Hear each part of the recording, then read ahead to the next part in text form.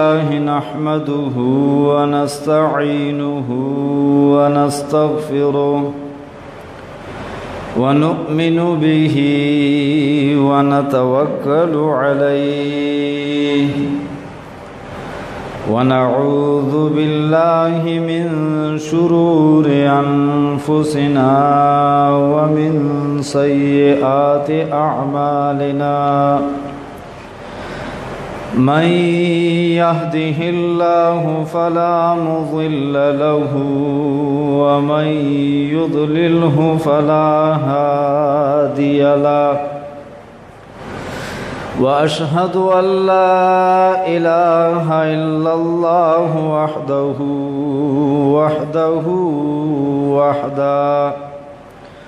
وحده لا شريك له ولا وزير له ولا مشير له لا ضد له ولا ند له ولا كفو له وأشهد أن سيدنا وسندنا وحبيبنا وشفيعنا ومنيرنا وأنورنا وجميلنا وأجملنا وكبيرنا وأكبرنا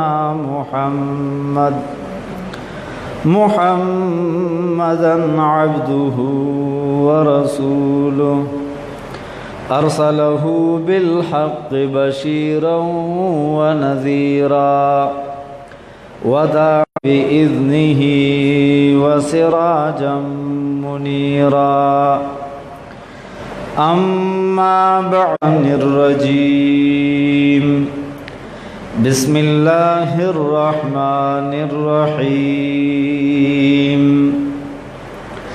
لقد رضي الله عن المؤمنين إذ يبايعونك تحت الشجرة فعلم ما في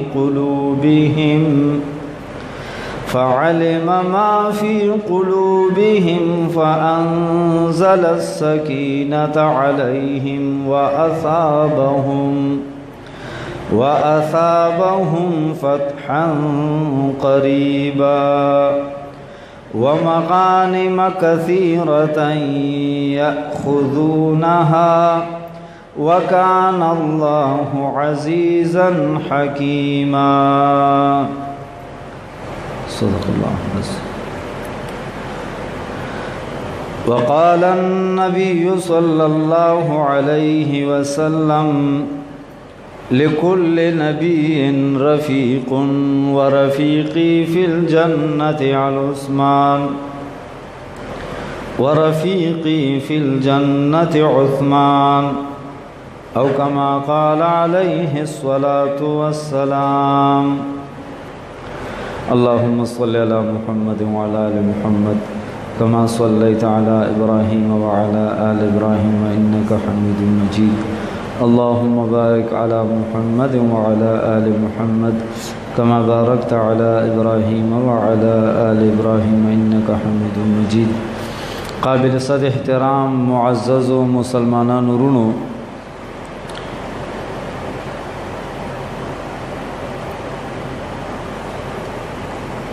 څنګه چې تاسو ته پته ده چې موږ د صحابه کرام رضی الله تعالی عنهم اجمعین سیرت شروع کړی دی په مختصر طریقې سره. تیره جمعه باندې د سیدنا امیر المؤمنین عمر فاروق رضی الله تعالی عنه فضائل و مناقب بیان شویو. نن پدی جمعه کې د مسلمانانو د خلیفہ ثالث دریم خلیفہ شہید مظلوم سیدنا د دوو نور والا د دوو رڼا والا دا ورته د دې وجنه ذوالنورین وای چې عثمان رضی الله تعالی عنہ باندې د نبی علیہ السلام دوی لورګانې واده وي. ورزمون د پیغمبر سول لورګانې دي، سلور لورګانې دي. دا زده کوي، دا خبرې اسانه خبرې دي. د مونږ د پیغمبر سول لورګانې وي، سلور لورګانې وي. یوی نومو زینب، دی یوی نومو رقیہ، دی یوی نومو ام کلثوم، او د بل نوم د فاطمه. دا سلور لورګانې دي د نبی علیہ السلام. نن سبا روافض شیعگان او دی هغوی چې کم مولین دي، ذاکرین دي، هغوی په خپلو مجالسو کې دا خبره ثابتوي، عقلی دلایل پې وی او وی د نبی علیہ السلام یو لور ده او هغه صرف فاطمه ده، او دا باقي 3 لورګانې کټ کوي، وی دا نشته. حالانکه د نبی علیہ السلام لورګانې څو دي؟ سلور دي. د الله کتاب په دې خبره باندې گواه ده، احادیث مبارکه بشماره په دې باندې گواه دي چې د نبی علیہ الصلوۃ والسلام سلور لورګانې دي، سلور لخت جګرې دي دي. په هغه سلورو کې دوی لورګانې د نبی علیہ الصلوۃ والسلام، یو رقیہ رضی اللہ عنہا، او دی رقیہ دی وفات نرستو ام کلثوم رضی اللہ عنہا. دا دواړه دا په عثمان غنی رضی اللہ عنہ باندې واده شوی دي. نبی علیہ السلام ورته په خپل په نکاح باندې ورکړی دي. او عثمان غنی رضی اللہ تعالی عنہ باندې چې رقیہ رضی اللہ عنہا واده وا، او کله رقیہ وفات شوا، عثمان غنی رضی اللہ عنہ ډیر پریشان او ډیر خپاو. نبی علیہ الصلوۃ والسلام ورپسې په خپل سوال جواب وکړو، وی عثمان ولی خپای؟ هغه د رقیہ په وفات باندې خپاو، پریشان او وی قربان تاسو سره مې دغه تعلق او رشتہ وا، ستاسو لور زما په نکاح کې هغه وفات شو، په هغې خپیم. وی عثمان خپکېږه ما، اوس جبریل امین راغلی او د الله د طرف نه دا حکم دی چې دا دویمه لور ام کلثوم دام عثمان له په نکاح ورکا. څومره مینه ده د نبی علیہ السلام عثمان رضی اللہ عنہ سره. او انشاءاللہ زه به تاسو ته نن که مکمل شو نو د بیعت رضوان یو مختصره خاکه درته پیش کوم. تاسو ته به پته ولګي چې د نبی علیہ السلام څومره مینه د عثمان رضی الله عنه سره، څومره گهرا تعلق دی.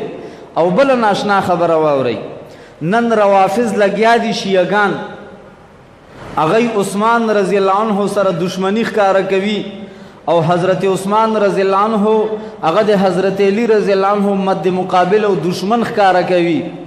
حالان کې د عثمان رضی اللہ عنہ د خاندان تعلق د حضرت علی رضی اللہ عنہ د خاندان سره مشتا. یو طرف ته عثمان رضی اللہ تعالی عنہ د نبی علیہ السلام زوم دی، بل طرف ته حضرت علی رضی اللہ عنہ زوم شو. نو دا دواړه خپلو کې څه شو؟ سانډوان ورته مونږ وایو که نه، سانډو، خپلو کې سانډوان شو. بل د عثمان رضی الله عنه زوی دی عمر ابن عثمان، په عمر باندې د حضرت حسن رضی الله عنه لور واده ده. او چې کله د عمر زوی وشو سکینه، هغه د ده په نکاح کې ناسته ده، د نوسی په نکاح کې. نو چې چا سره دشمنی وي بیا د هغې کور نه رشتې کوي، او چې چا سره بغض وي هغې خلکو له څوک لور ورکوي. دا هیڅ کله نشي کېدی. ما ورته یې نه برداشت کوو، ما ورته یې نه ورکوو، نو هغوی به بیا څنګه خپل دشمن له لور ورکوله او رشته به یې ورسره کوله. لیکن د هغوی په منځ کې دشمني نه وه، د هغوی په منځ کې بغض نه و. هغه قرآن ګواه دی اشداء علی الکفار رحماء بینهم. صحابه د کافرو په مقابله کې سخت و، په خپل مابینځ کې ډیر زیات مهربان و. نو عزتمندو خبره مې دې پورې کوله عثمان رضی الله تعالی عنه مناقب و فضائل. عثمان رضی الله عنه ته ذو النورین ولی وی؟ دا د دې وجنا چې د عثمان رضی الله عنه په نکاح کې د نبی علیہ السلام دوه لورګانې دي. یو لور رقیه وه چې کله رقیه وفات شوه د هغې د وفات نه وروستو نبی علیہ السلام په خپله عثمان ذو النورین رضی الله عنه پسې سوال جواب وکړو. وی عثمانه پریشانه کېږه ما جبریل امین راغلی او وی چې دا بله لور دی الله د طرف نه حکم ده چې دام عثمان له په نکاح ورکه. ام کلثوم نکاح هم ورسره نبی علیہ السلام تړلی دی د خپلې لور نکاح د عثمان رضی الله تعالی عنه سره. او بیا علما لیکي چې دغه یا 2.5 کاله یا 4 کاله د عثمان رضی الله عنه په نکاح کې وه او د هغې نه پس هم ورته نبي علیه السلام ویلي وی عثمانه که نورې لورګانې مې وې هغه مې هم تاله په نکاح دغه شانتې درکولې. هغه عثمان رضی الله تعالی عنه امی عائشہ صدیقہ رضی اللہ تعالی عنہ فرمائی وی یو ځل نبی علیہ الصلوۃ والسلام خپل کور کې ناستو. ابو بکر صدیق راغی. ابو بکر صدیق څوک تا؟ دا د نبی علیہ السلام څه کېږي؟ سخر د سخر. عثمان زوم ده، عمر فاروق هم سخر ده، حضرت علی هم زوم ده. دوی زومان دي دوی سخران دي. دا زده کوي دا خبره. ابو بکر صدیق د نبی علیہ السلام سخر ده. څوک واده ده؟ ازلو ټوکړه امی عائشہ صدیقہ رضی اللہ تعالی عنہ دا د نبی علیہ السلام بی بی ده، د ابو بکر صدیق رضی اللہ تعالی عنہ لور ده. ابو بکر صدیق وی موجوده وا وی نبی علیہ السلام ډډه وهلی ده او دا پنډلی یې ښکاري، دین لنګ راوچت شوی دی، پنډلی یې داسې ښکارېده. وی نبی علیہ السلام په همغه حالت ناستو. عمر فاروق دروازه وټکوله، د اجازت واغستو هغه راغی. نبی علیہ السلام په همغه حالت باندې ناسته. امک شان خپل ښکاري دا پنډلی دا ځایونه ښکاري، کپڑا سمانا کا. دریم کس راغی عثمان ذو النورین رضی اللہ تعالی عنہ. چې کله یو کتو چې عثمان دی نبی علیہ السلام سم کېناستو او خپل پنډلی چې کم دا غی پټه کا، کپڑا سما کا. عائشہ رضی اللہ عنہ فرمائی مشکات کی دی، مناقب عثمان کی دی. وی چې کله دا صحابه لاړو عائشہ رضی اللہ عنہ فرمائی وی چې عثمان او دغه ملګری لاړل وی ما ورته وی دی الله رسوله مثال زما والد صاحب راغی، ابو بکر صدیق راغه ته په مکه حالت وی ځان دې نه سمولو، خپه دې نه پټوله. عمر فاروق راغی خپه دې نه پټوله، مکه حالت کې وی. کله چې عثمان راغی نو سم کې ناستې خپل خپه دې پټه کا. دا ولی وی ما ته وی عائشې د هغه چانه زه ولې حیا ونه کم د چانه چې ملائکه هم حیا کوي، د هغه چانه زه ولې حیا ونه کم چې د چانه ملائکه هم حیا کوي. او یو روایت کې دی مشکات کې دی پس روایت ذکر کړی دی وی انه رجل حیی. نبی علیہ السلام فرمائی چې عثمان حیاناک انسان دا. انی خشیتو ان اذنت له تلك الحاله. وای زه په دې یریدم که ما عثمان له په داسې حالت کې اجازت ورکړی وی. دا کم حالت کې چې زومه چې د ما خپه ښکارېده، پنډلی مې ښکارېده. وی چرې به هم عثمان به ما ته خپل حاجت نه پیش کولو، زما کور ته به بیا نه راتلو د حیا د وجې نه چې د نبي علیہ السلام پنډلی ښکاري.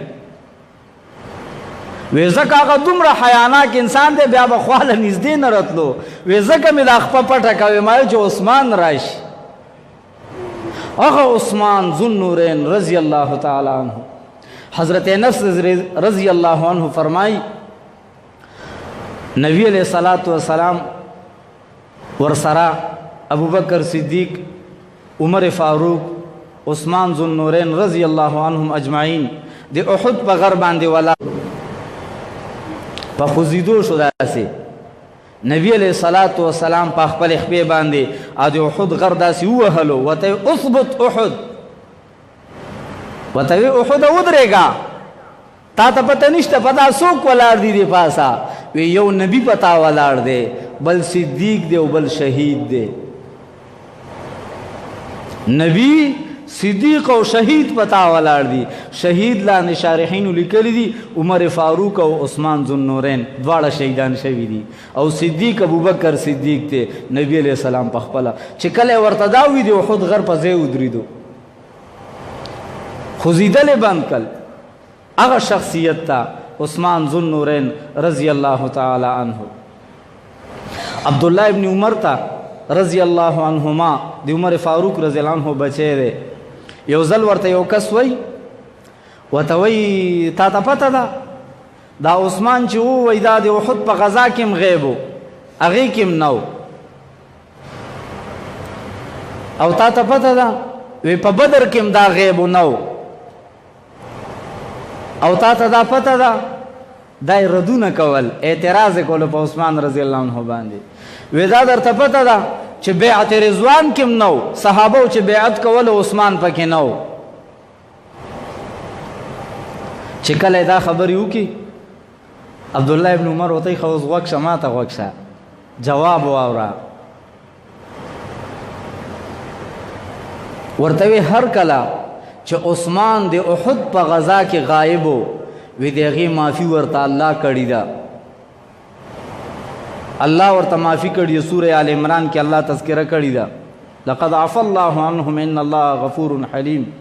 الله عفو کړې ده، الله معافي کړې ده. نو بیا څه اعتراض؟ وی خطوای په بدر کې نو غایب و، وی په بدر کې چې غایب و په هغه ټیم کې د نبی علیہ السلام لور رقیہ رضی اللہ تعالی عنہا ویدا د حضرت عثمان په نکاح کې وا، او حضرت عثمان چې وو حضرت رقیہ رضی اللہ عنہا چې وا بیمار وا. نو نبی علیہ السلام ورته وی عثمانه ته د بدر غزا لمزه، ته د رقیہ خدمت ته ایثار شه، د رقیہ خدمت وکا، طالب الله داسې اجر درکوي لکه په بدر کې چې کم صحابه شریکان کیږي، ستا اجر به هغه شانتی وي کم سړی چې د بدر په غزا کې شریک شي، هماغومره اجر به الله تعالی په دې درکوي چې ته زما د لور خدمت وکړې په کور کې، هغه بیماره ده، هغه شانتی اجر به الله درکوي. که غنیمت گیر شو د کافرو نه، هغې کې به د برخم وي. وی درېمه خبره تاوی چې بیعت رضوان کې عثمان نو، وی دا راته ووایه دا بیعت رضوان دې شوی د چا دپاره ده؟ دا بیعت شوی د چا دپاره ده؟ که په مخ د ځمکې د عثمان نه بل بهتر سړی وی په هغې کې هغه به یې لیږلی وی. نبی علیہ السلام خو عثمان رضی اللہ عنہ ولیږلو، ام د عثمان د بدلی دپاره دا بیعت اخیستلی شوی دی، وی دا خو شوی دی هغه دپاره ده، او نبی علیہ السلام د عثمان د طرف نه خپل لاس کېښوی، دا د عثمان د طرف نه بیعت شو. کس ته وی دا خبرې ځان سره وتړه، وی دا زده کوې ځه، بې اعتراضونه ونه کړې په عثمان باندې. عثمان رضی اللہ تعالی عنہ هغه لوی شخصیت ته. حدیث پاک کې راځي د غزوه تبوک په موقع باندې نبی علیہ الصلوۃ والسلام هغه ته جیش العسرہ یی. حدیث پاک کې غزوه تبوک ته جیش العسرہ، جیش العسرہ شارحین وای د دې وجنه ورته وای چې د تبوک غزا سعودي عرب کې چې کم حاجین صاحبان پاتې شوي دي یا الته ګرځېدلي دي، مزدوري کړي د تبوک ورته معلوم د مدینې منورې نه څومره لرې ده، تقریبا 200 کیلومیټره فاصله ده، او سختی وا، صحابه سره مال نو، اسونه ور سره نو، پیسې ور سره نه وي، اسلحه کمه وا، کمزوري صحابه. نبی علیہ الصلوۃ والسلام صحابه را جمع کړي دي او د تبوک د غزا ترغیب ولا ورکولو. عثمان رضی اللہ عنہ ناسته عثمان غنی پاسیدو وی دی اللہ رسول زما دے طرف نہ سل اوخان شو، سل اوخان دا زما دے طرف نہ شو دی صحابہ دے پارا، او دسی اوخان چې هغې سره به کپڑے او سامان هغه څه به ورسره وي. کېناستو، نبی علیہ السلام بیا ترغیب شروع کو، چې بیا ترغیب شروع کو بیا پاسیدو عثمان وی دی الله رسول زما دے طرف نه 200 سورلی شوي د صحابه او مجاهدینو د پاره. بیا کېناستو، نبی علیہ السلام بیا ترغیب شروع کو، په دریم ځله بیا عثمان ذو النورین پاسیدو وی دی الله رسول زما د طرف نه 300 سورلی شوي د صحابه او د پاره، دا زه د خپل مال نه ورکوم د الله د رضا د پاره، د مجاهدینو د پاره چې جهاد لذي. نبی علیہ السلام دا سه جمله ویله په دغه موقع باندې، وی کدی نن نفس عثمان بل نیکیونه کی، نن نفس کو عثمان بل نیکیونه کی، وای دا نیکی ورله کافی ده. عثمان که خطامو کی گناو کی، وای دی عثمان نیکی له ضرر نشي ورکوله، عثمان دومره نیکی یو ګټلې 300 سورلی د تبوک په غزا کې عثمان رضی الله عنه ورکی. عثمان ذو النورین رضی اللہ تعالی عنہ، نبی علیہ الصلوۃ والسلام یو ځل صحابه ورته وی قربان راشي جنازه وکي، یو سړی وفات شوی، نبی علیہ السلام جنازې ته ورمخ کې شو، صحابه کرام ولاړ دي، صفونه ولاړ دي، صفونه سیده دي. نبی علیہ السلام می دا پچا چې جنازه کوم دا څوک تا؟ ویجی دا فلانه فلانه پته ولا ورکوي دا غو وفات شوی دا. نبی علیہ السلام دی تیار جنازې نه رستو شو، جنازې نه رستو شو. صحابه ورته وی ولی؟ وی زه په د جنازه نه کومه، وی زه که په جنازه کوم دا بخلی کیږي، وی زه په جنازه نه کوم، رحمت للعالمین پیغمبر دا، او د جنازې نه رستو شو، وی جنازه نه کوم. وی قربان ولی جنازه نه کوي؟ وی انه کان یبغض عثمان، وی زکه دې سړی به عثمان سره زړه کې بغض ساتلو، د به عثمان ته بد قتل، د به هغه سره پړه کې غوسه وه، هغه سره زړه کې بغض او د چا په زړه کې چې د عثمان بغض وي، وایي زه په داسې سړي جنازه نه کوم. هغه عثمان ذو النورین حالان کې چې کله رئیس المنافقین عبدالله ابن ابی ابن سلول چې ټول عمر دشمنی کړې وه د نبی علیہ السلام سره، منافقت لوی منافقو، رئیسو، سردارو، لیکن کله چې وفات شو د هغه زوی عبدالله صحابي دی او ورپسې راغی، وی قربان پلار مې ناجوړه دی او وفات کیږي، او پلار مې دا وصیت کړی دی چې زه وفات شمه نو ماله به د نبی علیہ السلام په کمیس مبارک کې کفن راکوئ، او پلار مې وصیت دا کړی دی چې په ما باندې به جنازه محمد رسول الله کوي صلی الله علیه وسلم. د هغې باوجود چې کله وفات شو ورپسې زوی راغی، نبی السلام خپل کمیس هم ورکو، جنازې لم لاړې، د خپل خولې مبارک لعاب هغه یې ورته په بدن باندې ولګول، او چې کله جنازې ته مخکې کېږي عمر فاروق رئیساروي ورته وی دی الله رسول دا څه کوي، په چا جنازه کوي؟ دا خو رئیس المنافقین ده، ټول عمر د صحابه خپې والی دي، ټول عمر مخالفتونه کړي دي، اوس ته په ده باندې جنازه کوي؟ نبی حکم نه دی راغلی، او که د ما په دغې بخي په دعا او یا ظلم ورله زه دعا غواړم په جنازه به وکم، زه په جنازه کوم. عمر فاروق زړه نه دی وی دی الله رسول مکه و رئیس المنافقین دا، نبی علیہ السلام په جنازه وکا، الله جبریل امین را واستولو، د عمر فاروق په حق کې آیاتونه راغل، الله ورته وی ولا تقم علی قبره انهم کفروا بالله ورسوله، وی د دې په قبر باندې ما ودرېګا، جنازه به مکوا. ولی ځکه د الله او د الله رسول سره دشمنی کړې ده. هغه د عمر فاروق په تایید کې آیاتونه راغل چې د عمر رایه ټیک تا، عمر هغه شخصیت ته خبره مې دی پورې کوله چې په رئیس المنافقین باندې چې ټول عمر د نبی علیہ السلام خپې والی دي دشمنی بدر دی ویلی دي لیکن بیا په نبی علیہ السلام جنازه کوي بل طرف ته د عثمان سره بغض ساتلو والا دې ته سوچو کوي بس کنه نبی علیہ السلام رستو کیږي زه په جنازه نه کوم انه کان یبغض عثمان وې د عثمان سره بغض ساتلو عثمان غنی هغه شخصیت ته عزتمندو چې نبی علیہ الصلوۃ والسلام هغه سره په بغض کوون کی باندې جنازم نه کوي نو نن وګورئ کم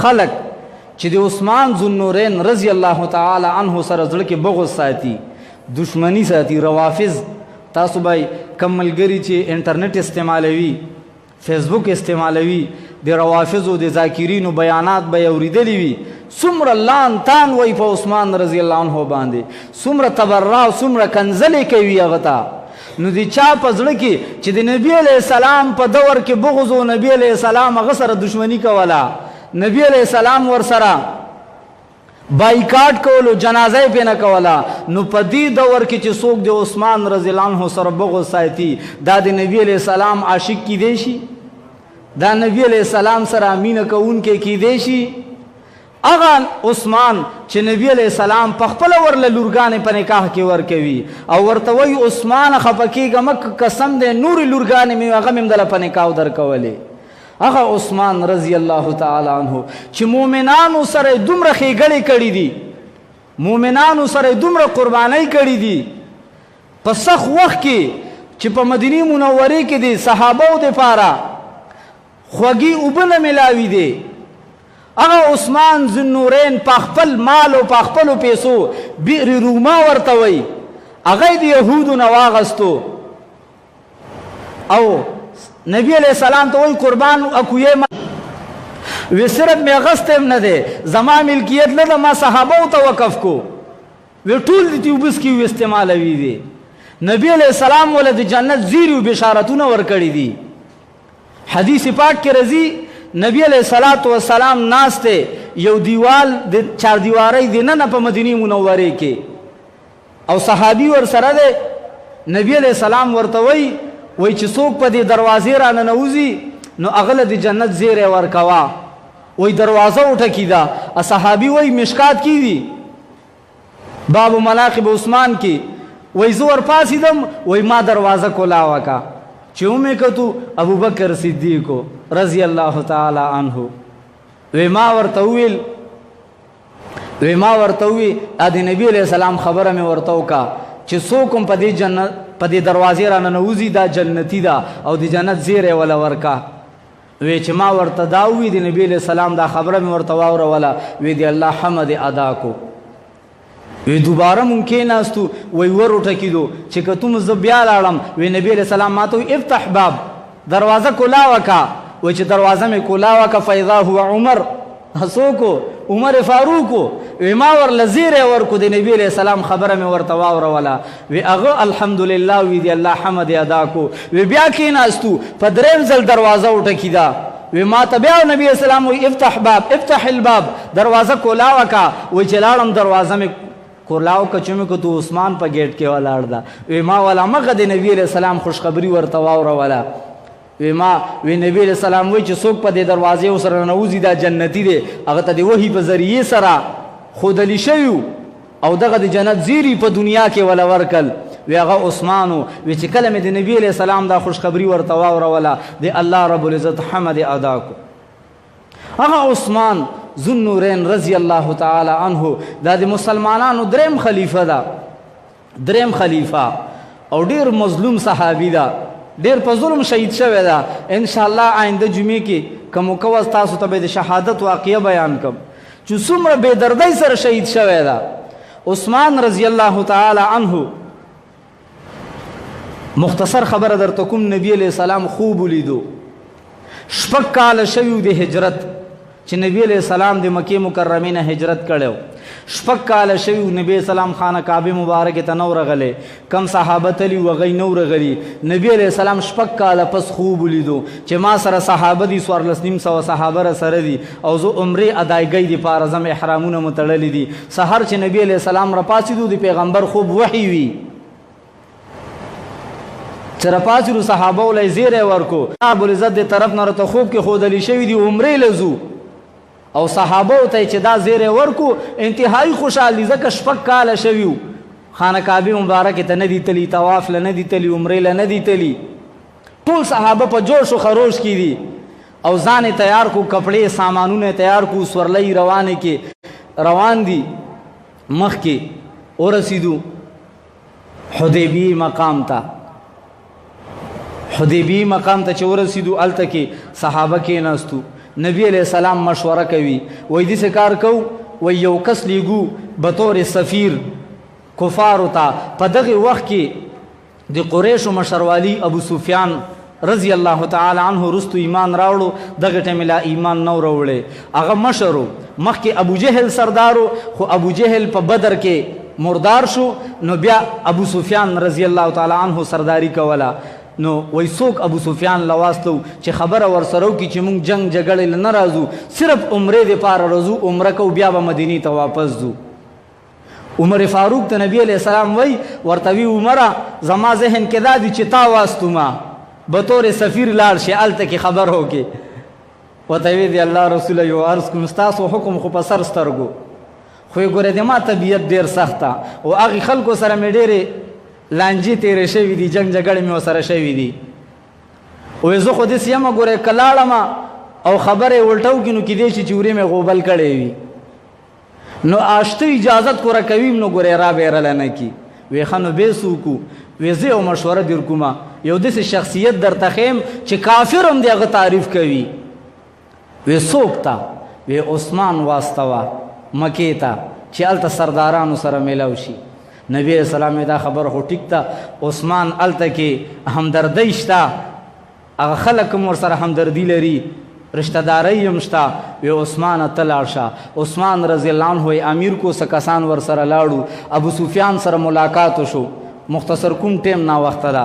ابو سفیان سره ملاقات شو، اجازت یې غوښتو چې زه بطور سفیر راغلی یم د نبی علیہ السلام د طرف نه، او موږ 1400 صحابه دي، ملګري دي او حدیبیې په مقام کې دي او موږ رځو دلته کې عمره کوو او بیا به واپس ځو، تاسو سره هېڅ کار موږ نه لرو، صرف خپل عمره ادا کوو بیا زموږ واپسي ده.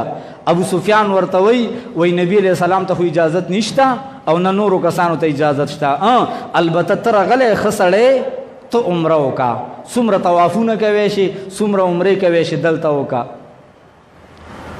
عمر څه وایي عثمان ذوالنورین؟ وی قبله خو شته خو قبله نما نشته. وی چې نبی علیہ السلام عمره نه کوي، عثمان هم عمره نه کوي. وی زه طواف نه کوم نه عمره کوم چې تر څو رسول الله را سره په عمرې کې نه وي، هغه په طواف کې نه وي. وی عثمان عمره ډېر اصرار یې ورته وکړو، عثمان ذوالنورین نه عمره وکړو نه یې طواف وکړو. بهر حال تر دې پورې چې هلته کې عثمان ذوالنورین ایثار کو، خبر راغی نبی علیہ الصلوۃ والسلام ته چې هلته په مکې کې عثمان شهید شو. دې نه مخکې یو خبره کوم، اسې دا کوم خلک چې ډېرې ټوپونه وهي او ډېر تقریرونه کوي او جذباتي چې نبی علیہ السلام عالم الغیب دی او عالم الغیب دی، نو چې نبی علیہ السلام عالم الغیب نو دې وخت کې چې راتلل نو بیا خو عمره ونه شوه که نه، پابندي ولګي د واپس بیا تللی دي، عمره ونه شوه. نو نبی علیہ السلام چې عالم الغیب هغه ته دا پته نه وه چې صحابو ته احرامونه ته اول عمرې له تلو، دا علم نه و چې دې ځل به عمره نه کېږي واپس به ځو. په خبرې پوه شوئ؟ که عالم الغیب وی دا خبرې به معلومې وي، ولې ځان سره 1400 صحابه روان کړي، 1450 صحابه او عمرې په نیت روان کړي دي، عمره ونه شوه، لاره کې رکاوټ راغی. نو که نبی علیہ السلام عالم الغیب وی نو ځان سره به یې راوستل دومره صحابه. بله خبره کله د عثمان ذوالنورین رضی الله تعالی عنه د شهادت خبر راغی، عثمان ذوالنورین ژوندی ده په مکې مکرمې کې ده. نبی علیہ السلام له خبر د شهادت راغی، نبی علیہ السلام دومره پریشانه شو، دومره غصه د رنگ مبارک بدل شو چې دای سفیر څنګه قتل کو. سفیر ته خو په درون نظر قتل کیږي، هغه ته امن حاصل وي، دای څنګه سفیر قتل کو او عثمان شهید کو. نبی علیہ السلام صحابه ته وی د عثمان بدل باخلو، دی ویني د یو ساس کی بدل اخلو، زه دې بدل ته تیار یم، تاسو کې څوک تیار دي؟ 1400 صحابه تیاری کی د عثمان د بدل غستو د پاره. وی راشي چې څوک بدل اخلي بیعت کوي، د کیکر دی اونې د لاندې نبی علیہ السلام ناشته قطارونه د صحابه جوړیږي، رضیو د نبی علیہ السلام پلاس مبارک باندې بیعت کیږي او عثمان نشتا. نبی علیہ السلام وی دا لاس د عثمان د ودا دغه بیعت تا خپل لاس د چا لاس وګرځولو؟ د عثمان ذو النورین لاس وګرځولو. د کې یو نقطه زده کوي، خپل لاس ته یا د عثمان لاس ته یا خپل لاس وی یا خپل لاس ته د عثمان رضی الله عنه لاس وی. د کې نقطه زده کوي ولی ځکه عثمان جامع القرآن دا، قرآن را جمع کړی دا، کاتب وحی مو، حافظ مو د قرآن، عالم مو د قرآن، عامل مو د قرآن. اوس روافض وی دا چې عثمان قرآن را جمع کړی دی، وی د بکی خیانت کړی دی، تبدیلی کړی دا، د بکی چې کم دی چل ول وستی دی او دغه شان دی حضرت علی رضی الله عنه د خلافت خبرې تی وستی دی. نبی علیہ السلام امت مسلمه ته دا خبره خودله چې دا لاس د عثمان دی، خپل لاس د عثمان لاس کو. وی ځکه دا کاتب دی وحی دی، دا وحی لیکي چې سبا څوک دا اونه وی چې عثمان خیانت کړی دی، څنګه چې د پیغمبر لاس خیانت نه کوي دک شان د عثمان لازم خیانت دا نه کوي په قرآن کې. دا او خود الادی کی اشاره و دې طرف ته دومره مینه دا بیعت یو کو 1400 صحابه دې کې دې طرف ته اشاره ده. یو طرف ته ګورئ د نبی علیہ السلام تر حمزه رضی الله تعالی عنه چې د احد په غزا کې ډیر په بېدردۍ سره شهید شوی، 12 ټوکړې شوی دا، مسله شوی دی، شونډې پوزه غوږونه کټ شوي دي، کلیجه راویستې شوي ده. بل طرف ته هغه قاتل معاف کو وحشی ابن حرب رضی الله تعالی عنه د فتح مکی په موقع باندې وحشی رضی الله عنه راغی، خبر راغی، سوال جواب راواستولو چې قربان زه ایمان راوړم، زما ایمان زما توبه قبلیږي. نبی علیہ السلام وی او بالکل رضی اجازت ته توبه قبلیږي. خو چې کله راغی وی یو گزارش کوم، زما مخې ته مکینا، ایمان د قبلیږي توبه د قبلیږي، خو ګوره زما مخې ته مکینا ځکه تا ته چې ګورم ما ته به خپل تره رایادېږي، زړه مې خفه کېږي. بس یو گزارش دی چې زمانه سیټ ته کېنه، مخې ته راته مکینا. د خپل تره قاتل معاف کو. بل طرف ته د عثمان قاتلین مبارک سوی 1400 صحابه پر جمع کل او پاغي باندې چې کم د بیعت د صحابه و ناخلی. او ان شاء الله آینده جمعه لکه مکمل او شو د بیعت خبره به نور ذکر کو. الله دې عمل کولو توفیق راکړي.